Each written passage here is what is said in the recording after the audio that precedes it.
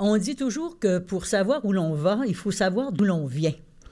Et comme malheureusement, je vais me permettre de le dire, le gouvernement actuel a mis de côté des grands pans de la politique familiale que notre gouvernement avait mis en place, il est sûrement nécessaire à ce moment-ci de se rappeler ce que nous poursuivions comme objectif et se dire les résultats que nous avions obtenus et que nous avons obtenus. Et aujourd'hui, s'il y a un cri d'alarme qui peut être lancé, c'est bien une institution comme la vôtre qui peut le faire à cet égard. Alors, je dois vous dire que ça m'émeut toujours un peu de vous parler des enfants et de notre politique familiale. Elle était plus large que ce qui concernait les enfants, j'y reviendrai. J'en ai 4 moi-même et j'ai 8 petits-enfants. Et je continue de croire et de dire qu'ils sont notre avenir et qu'ils sont l'avenir de l'humanité. Cela exige beaucoup comme société. Les Africains disent « cela prend tout un village pour élever un enfant ». Moi, je pense aussi que ça prend toute une collectivité pour s'occuper de l'enfance et de nos enfants. Donc, qu'est-ce qui se passe? En janvier 1997, je vais rendre public un livre blanc intitulé « Les enfants au cœur de nos choix ». Qu'est-ce que faisait ce document? Il présentait les nouvelles dispositions de la politique familiale québécoise que le gouvernement du Québec s'apprêtait à ce moment-là à mettre en place.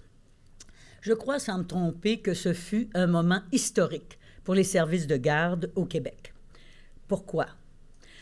Parce que notre gouvernement répondait enfin à des besoins exprimés depuis très longtemps. Je vous dirais même depuis le début des années 60, au moment de la Révolution tranquille, parce que l'une des pièces maîtresses de la Révolution tranquille va être le rapport parent. Et le rapport parent recommandait la maternelle plein temps et il recommandait qu'on se préoccupe des questions concernant la petite enfance. C'était le début d'une période, en 1997, qui allait s'avérer houleuse, pour ne pas dire parfois difficile. On allait être littéralement, et puis là, je pèse mes mots en le disant, on allait littéralement être emporté, bousculé par le succès extraordinaire de cette politique qui va dépasser toutes nos prévisions. Pourquoi? Parce que les attentes et les besoins des familles du Québec étaient très grands. On a donc dû mettre les bouchées doubles, et je dirais parfois les bouchées triples, pour répondre aux demandes, voire aux exigences des parents en matière de services de garde. Déjà, je disais à cette époque, ayant depuis mon premier mandat, dois-je vous le dire, comme jeune ministre en 1980, je caressais déjà le rêve qu'il y ait un réseau de services de garde en 1980. Il faut être têtu parfois dans la vie, il faut être résilient et il faut garder le cap. Alors, en 1980, M.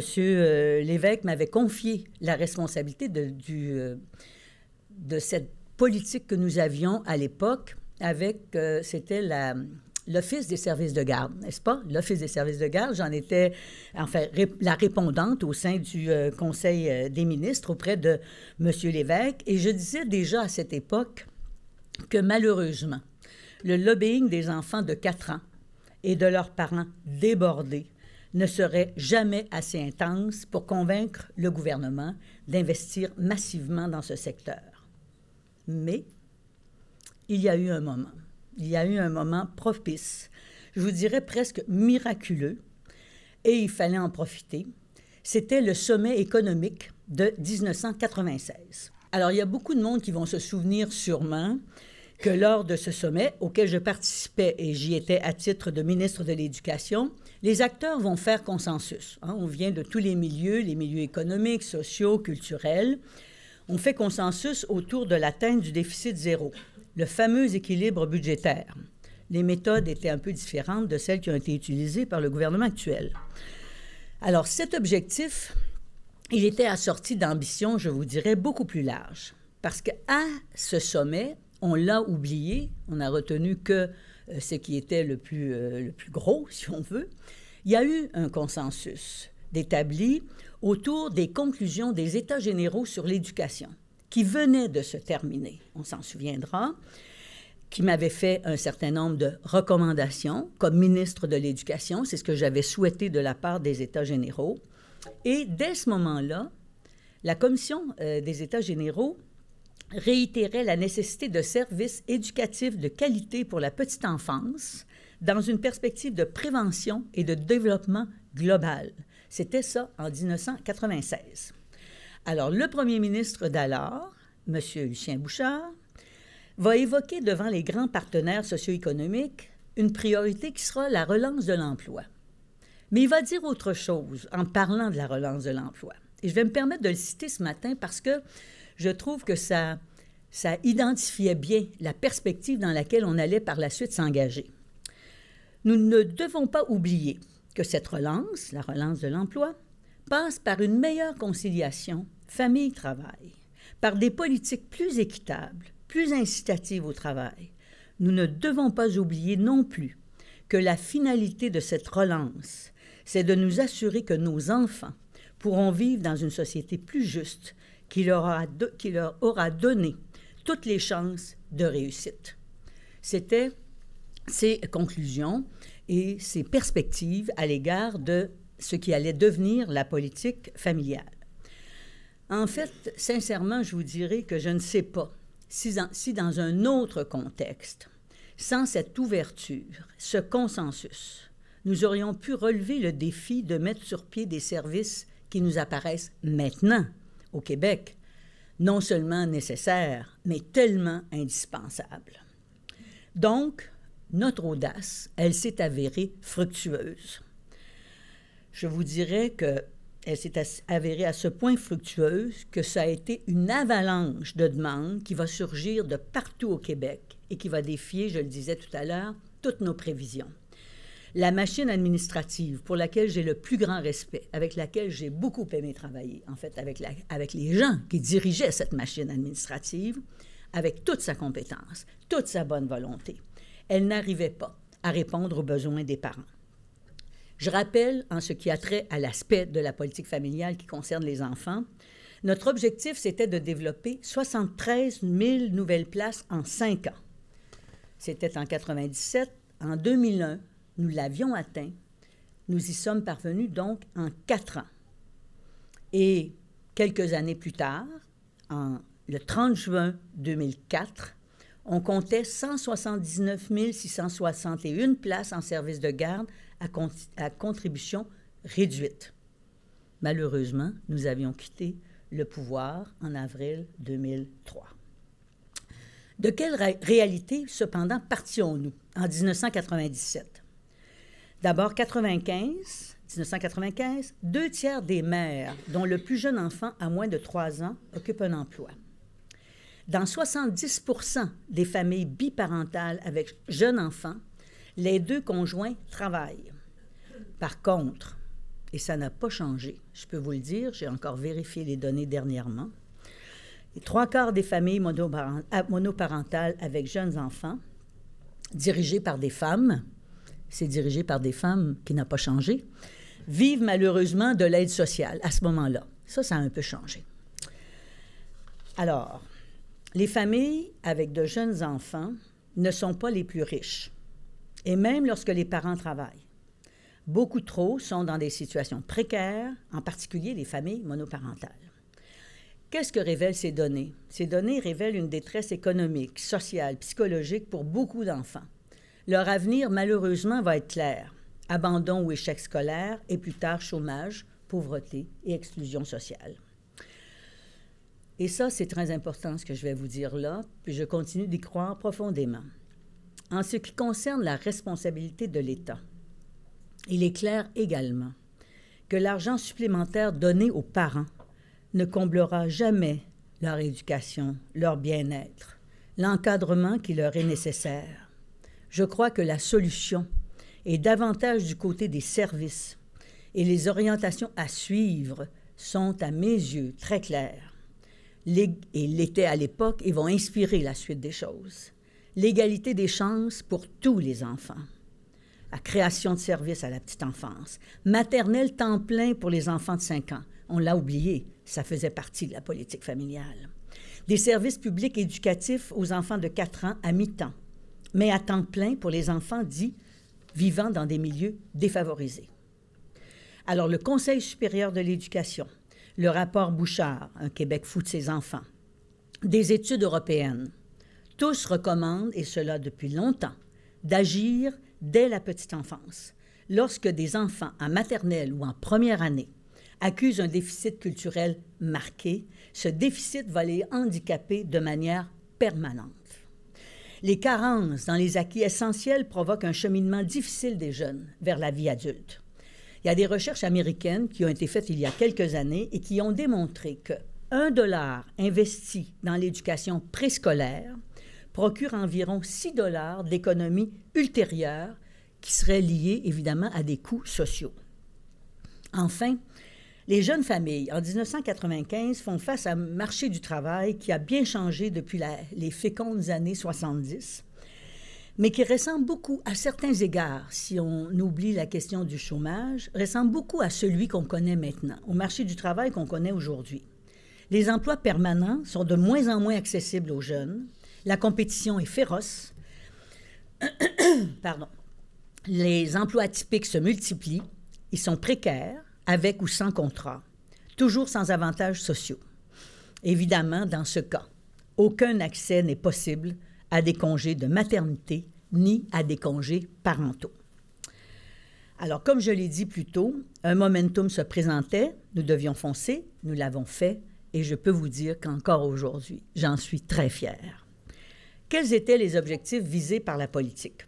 Alors, on a d'abord défini des grands objectifs, évidemment, de cette politique qui devait être adaptée à la réalité familiale de la fin du siècle. Je vais vous rappeler des choses, peut-être que vous avez oublié cela. Assurer l'équité par un soutien universel aux familles et une aide accrue aux familles à faible revenu. Toutes les familles allaient être concernées, tous les enfants. Faciliter la conciliation des responsabilités professionnelles et parentales, favoriser le développement de l'enfant et l'égalité des chances. Alors, ça va se traduire comment dans la politique les enfants au cœur de nos choix? Les mesures concrètes. Une réforme du soutien financier au bénéfice des enfants par l'instauration de l'allocation unifiée pour enfants. On a oublié ça, mais ça faisait partie de la politique familiale. C'est-à-dire qu'on réunissait tous les transferts faits aux familles, on les réorganisait et ils devenaient évidemment progressifs ou régressifs selon, parce qu'on avait décidé de remettre en question l'allocation universelle aux enfants pour transformer ces sommes vers des services universels aux enfants et aux familles par l'intermédiaire des CPE. C'était ça le choix qu'on avait fait. Mais on ne voulait pas laisser tomber les familles les plus pauvres, les enfants qui vivaient dans des situations de plus grande pauvreté. Il y avait donc une allocation unifiée pour enfants, que le fédéral nous a bousillé à différentes reprises en introduisant lui-même des mesures qui n'étaient pas adaptées à notre politique et qui, finalement, nuisaient plus qu'à aider. À aider des familles, concrètement, dans beaucoup de situations, mais pas l'ensemble de la société. Donc, la première mesure, réforme du soutien financier. Deuxièmement, instauration de régime d'assurance parentale pour remplacer adéquatement le revenu pendant les congés de maternité et les congés parentaux. On aura donc un congé réservé aux pères, ce qui était aussi très innovateur. On couvrira l'ensemble des personnes et des femmes qui vivent dans des situations de temps partiel, qui n'ont pas d'emploi régulier, contrairement à ce que faisait l'assurance chômage et maintenant l'assurance emploi à l'époque. Donc, là encore, on va être très innovateur dans la façon de faire les choses. Troisièmement, le développement de services de garde éducatifs à la petite enfance. Et là, je peux vous dire qu'il y a un principe qui nous a guidés. Et ça aussi, je ne l'ai jamais regretté. Reconnaître aux parents la responsabilité première de subvenir aux besoins de leurs enfants et donner à l'État un rôle de soutien. Nos objectifs, c'était que les services éducatifs et de garde à la petite enfance visent à permettre aux parents qui travaillent, étudient ou sont engagés dans une démarche de réinsertion sociale ou professionnelle de s'appuyer sur des services fiables, accessibles, stimulants, tout en continuant à assumer leur rôle dans l'éducation de leurs jeunes enfants. Quand je disais tout à l'heure, pas nécessairement donner de l'argent, mais s'assurer qu'on ait accès à des services, mais ne jamais mettre de côté les parents, parce que c'est eux qui, toute la vie, seront responsables de leurs enfants. Donc, la maternelle plein temps, la maternelle 5 ans existait, elle n'était pas à plein temps. On va rendre la maternelle 5 ans à plein temps. En septembre 1997, toutes les commissions scolaires vont offrir déjà la maternelle aux enfants de 5 ans à temps plein. Sa fréquentation n'est pas obligatoire, elle ne l'a jamais été, mais malgré tout, il y a une proportion qui est comparable à celle que l'on retrouve pour les enfants de première année en termes de participation à la maternelle. La loi prévoyait l'implantation d'un réseau de centres de la petite enfance qui devait obligatoirement offrir des services de garde éducatifs aux enfants d'âge préscolaire. On avait prévu créer ce réseau à partir des garderies sans but lucratif et des agences de services de garde en milieu familial. Je pense que tout le monde s'en souvient, les parents payaient 5 $ par jour par enfant. Par contre, l'accès était gratuit pour les enfants dont les parents étaient prestataires d'un programme d'aide financière de dernier recours. On nous le reprochait à tort, complètement à tort, parce que s'il y a des enfants qui étaient plus à risque, c'était bien ceux qui vivaient dans des familles qui avaient des difficultés sérieuses. Et pour moi, ça faisait partie intrinsèquement de la politique que nous mettions de l'avant. On faisait autre chose. On y recevait également, avec des services spécialisés, des enfants handicapés.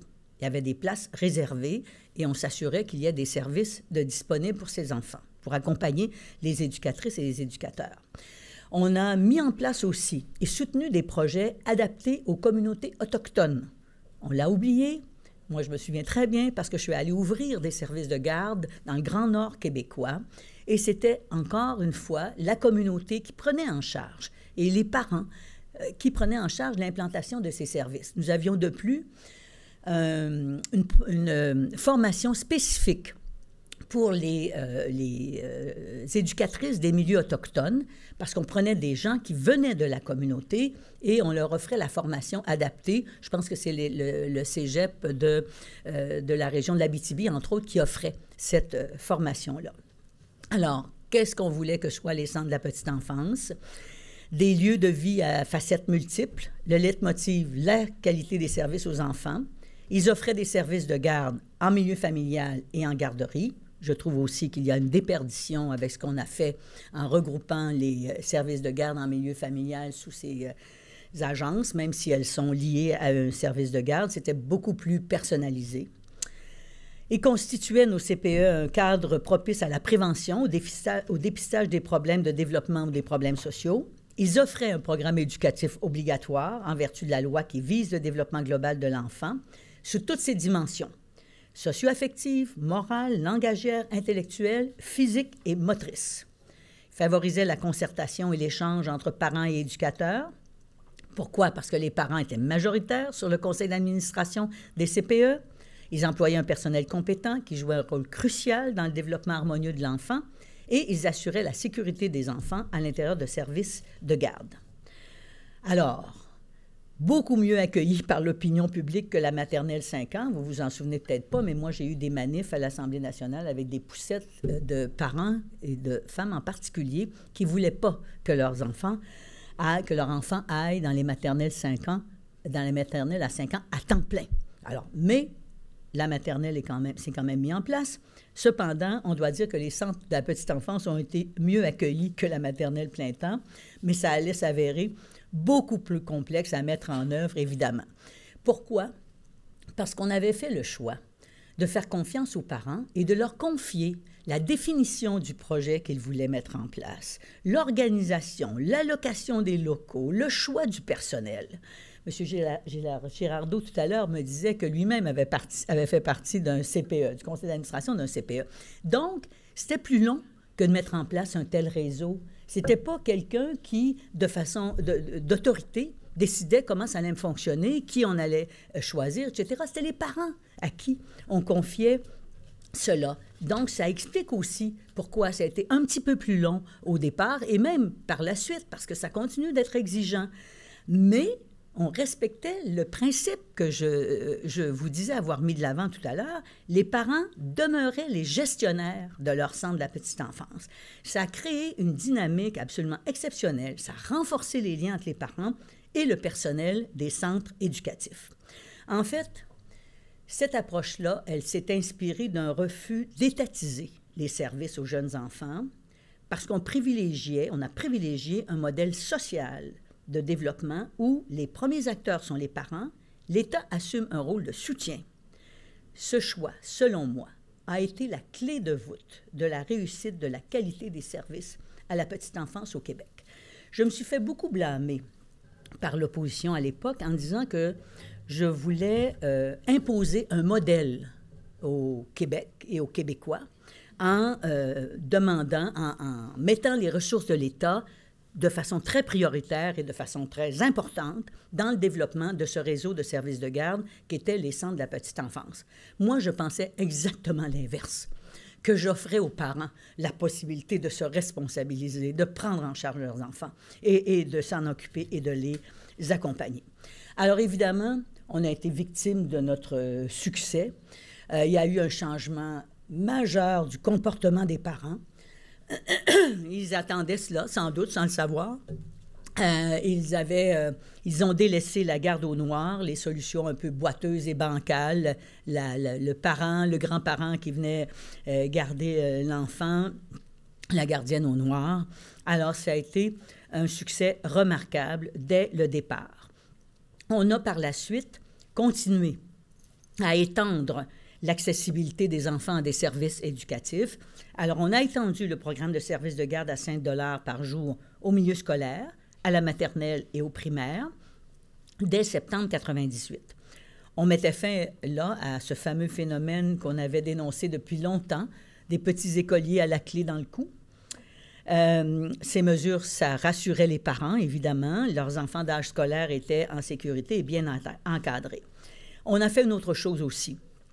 Vous vous souvenez sûrement, comme moi je m'en souviens, autour des années 2000, on sous-payait le personnel dans les garderies, dans les services de garde. On va donc investir dans la formation et procéder à un ajustement salarial très important. Alors, on a développé aussi un nouveau modèle qui dit pas tout au privé ou tout à l'État, mais tout à la collectivité et tout aux parents avec le soutien de l'État. Et il n'était pas gênant de confier des sommes considérables à nos CPE parce qu'il y avait un autocontrôle par les parents. Et c'était rassurant pour l'État. On a donc mobilisé autant les parents, la communauté que les services publics et les institutions. Avec comme résultat, et il y a eu plein d'études qui ont été faites sur ça, vous les connaissez sûrement, vous qui réfléchissez à toutes ces questions, Luc Godbout, Suzy Saint-Cerny, Jacques Fortin, qui ont démontré que non seulement il y avait un intérêt au plan du développement de l'enfant, au plan de la conciliation famille-travail, mais il y avait un intérêt financier à ce qu'on ait investi dans ces services. Le Québec étant devenu, selon le titre d'une de leurs recherches qui a été publiée largement, le Québec, un paradis pour les familles. C'est drôle parce que j'ai rencontré M. Godbout cette semaine. Je crois qu'ils font une autre étude et peut-être que la conclusion sera un peu différente. Et ça m'inquiète et je suis un peu malheureuse de cela. Est-ce que tout était parfait? Je termine avec cela. Est-ce que tout était parfait? Non, on n'a pas réussi à couvrir les horaires atypiques. Les enfants de milieux défavorisés ne fréquentent pas suffisamment les CPE et les garderies. L'arrimage avec les CLSC et l'école n'était pas optimum. Alors, vous aurez compris que je suis en profond désaccord avec les changements apportés par le gouvernement actuel qui ont introduit encore plus de bureaucratie, de lourdeur, qui entravent le développement des CPE. Et je ne dis pas que ce qui se fait dans les garderies privées est mauvais. J'ai 8 petits-enfants, il y en a, les 3/4 sont allés dans des garderies privées parce qu'il n'y avait pas de place dans les CPE. D'accord? Mais il reste que cette institution que nous avons soutenue et mise en place donnait les résultats escomptés, méritait d'être soutenue et comme disent les Anglais, « If it's not broken, don't fix it ». Or, ils ont décidé, eux, de changer le tout. Le monde entier regarde ce qu'on fait ici, vous le savez, l'OCDE. Moi, j'ai fait le tour du Canada comme ministre avec les autres provinces, et à chaque fois, c'était des questions sur comment vous avez fait ça, qu'est-ce que vous avez fait. J'ai reçu un prix même en Ontario pour avoir, d'organismes ontariens pour avoir fait ça, mais notre gouvernement, lui, n'a pas l'air de comprendre que c'était une voie à privilégier, à retenir. Alors, j'espère que le travail que vous faites saura ouvrir les yeux du prochain gouvernement et revenir à ce qui m'apparaissait la voie à suivre pour faire en sorte que nos enfants connaissent un développement harmonieux, soient mieux soutenus et que les familles soient aussi aidées dans cette conciliation travail-famille. Merci beaucoup.